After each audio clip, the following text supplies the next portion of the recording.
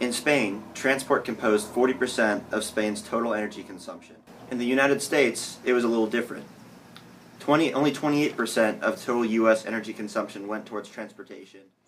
I asked 5 questions, the first being what you would consider an average fuel efficiency for a standard vehicle in your area, whether or not there was a bus system or any other mass transport system that was widely used, how convenient carpooling would be, what the most popular type of car in your area is, and how practical an electric car would be in your part of the United States.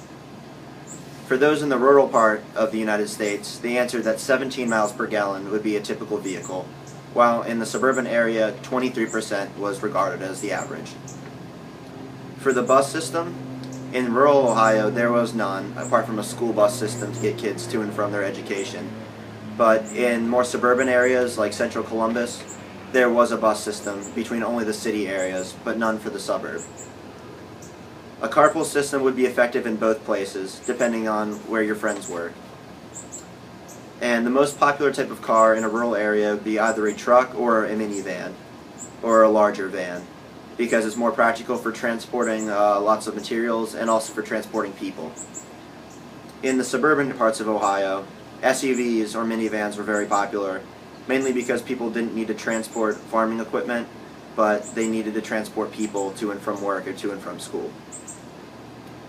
When asked about electric cars, it was determined that in rural Ohio it would be completely impractical because there's no charging stations anywhere near Hamilton, Ohio. But there is one charging station in one of the nicer suburbs in central Ohio, so it could be practical for local travel, but not for anything beyond that. When asked about what the average fuel economy for a vehicle was in Pamplona in Spain, the answers were mostly between 40 and 45 miles per gallon after conversions. When asked if there was a bus system or a mass transit system that was widely used, most people said yes, that there was a bus system. When asked about how convenient carpooling would be, most answers were that it wouldn't be very convenient. This is due mostly because most people don't use cars to travel around, and when people do travel around, it's not for very long distances. When asked about the most popular type of car in their area, most said that there was a small hatchback or a small sedan. And when asked how practical electrical cars would be, most said not very, because there are very limited options to charge them, mostly because people do not own garages and areas that would be easy to charge their cars, plus there are not very many charging stations.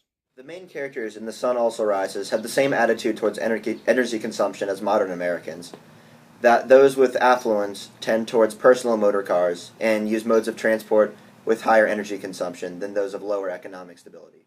At page 47 of Hot, Flat, and Crowded, during an interview conducted by one of the spokespeople for George W. Bush in the early 2000s, he explained that, the president believes that we do not need to correct our energy problem because the president believes that is an American way of life and that it should be the goal of policymakers to protect this American way of life. The American way of life is a blessed one. Obviously, Americans feel superior to the rest of the world and believe that they are permitted to consume larger amounts of gasoline in order to preserve the American dream and the lifestyle with the large cars that they prefer.